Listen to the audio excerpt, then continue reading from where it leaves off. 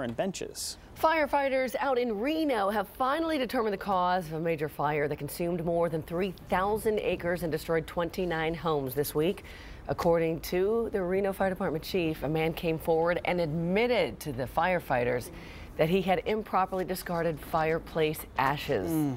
That fire caused dozens of people to leave their homes. No word yet, though, if that man will face any charges. Can you imagine the guilt of standing there and watching your neighbor's house go up in flames, knowing, oh my gosh, that's my fault? Well, speaking of fire, he has fought fires for years here in Columbus, but he's also an author who has a brand new book that takes place on the streets of Columbus. You'll meet this firefighter/author coming up next. Tom McNutt is out of the Easton Home Show, getting a look at what's ready and what's going to be good for spring this time around. We'll check in with him in a few minutes.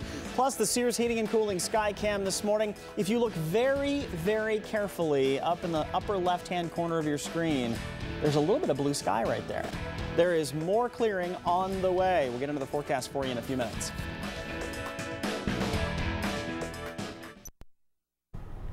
Welcome back, everyone. The book is called Tamed, and it's written by Doug Brown, who happens to be a Columbus firefighter. This is Doug Brown. How do you mix the two, firefighting, writing? Well, I get a lot of time off with the fire department because I work 24-hour shifts, and my wife works and my son goes to school, so I write on my days off. So why not write? Yes. All right, explain to everybody what Tamed is all about. It takes place in Columbus, correct? Yes, it does. Yes, it does. It takes place in Columbus with a company called the Werewolf that has found that werewolves do exist, and they've found a way to prevent them from turning back into human, and then they've sold them to people as pets. Wow. And so they've domesticated them and sold them to people as pets. And then tragedy or something has to happen in there. Yes, the main character is a Columbus firefighter paramedic, and she goes on an emergency call where something goes wrong with one of these were-pets. And the company wants to keep their secret, and she knows their secret, so that's the basis of the story. How did you ever come up with that idea? It's kind of wild, and you know what, werewolves are very popular right now, obviously. They are popular, and I think that they're not very, most of the stories seem quite a bit the same, and I have a dog that's a 95-pound Doberman, and when I was petting him one day I thought, would somebody own a werewolf? And you know, you always have stories with people who own tigers and big animals, and I thought, you know what, people might own a werewolf if they could, and they didn't think they were actually werewolf, you know, actually people. And so that's how I came up with that, was because of my dog. And it's part of a trilogy, correct? No, this one's not part of a trilogy. My first book is. Yes, my first book came out last year, and it's part one of a trilogy, and then this one's a standalone right now. So you can read this one, you don't have to read anything before it, so just read Tamed. Yes. It's kind of neat, though. It takes place in Columbus, Ohio. You have a news reporter, actually, in your book. Yes, I have a news reporter I named Mindy because I was a fan of the show, and when I was writing it, I had a news reporter on there. I needed a name, so I went with Mindy after you.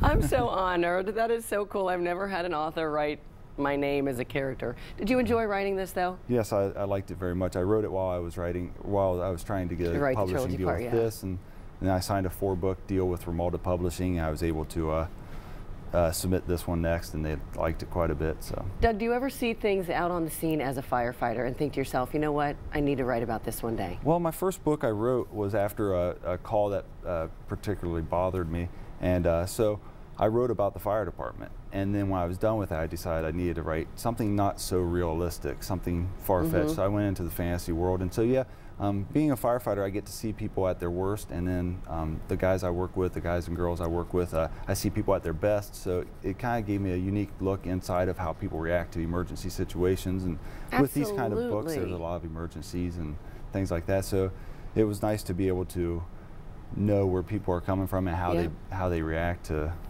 crisis. You have a book signing. If you'd like to meet Doug, you can meet him in person this coming Friday, 6 o'clock at the Barnes & Noble in Pickerington, correct? Yes, I'll be signing both books there. So thank you for being on our show, and thanks for fighting fires on the streets of Columbus and also writing Tamed and the trilogy that you have coming up too. This is a neat first book. Thank you so much for coming on. Thank you for having me on. And good luck with the book. Go out and meet Doug and pick up a copy of Tamed. Marshall? It's going to be a really nice afternoon to stay inside and read a book. Just enjoy being indoors. Outside this morning, things are pretty slippery, so be very careful. We will get a little bit of melting during the day, but it's not going to be enough to completely clear everything out. 28 degrees by noon today, 30 by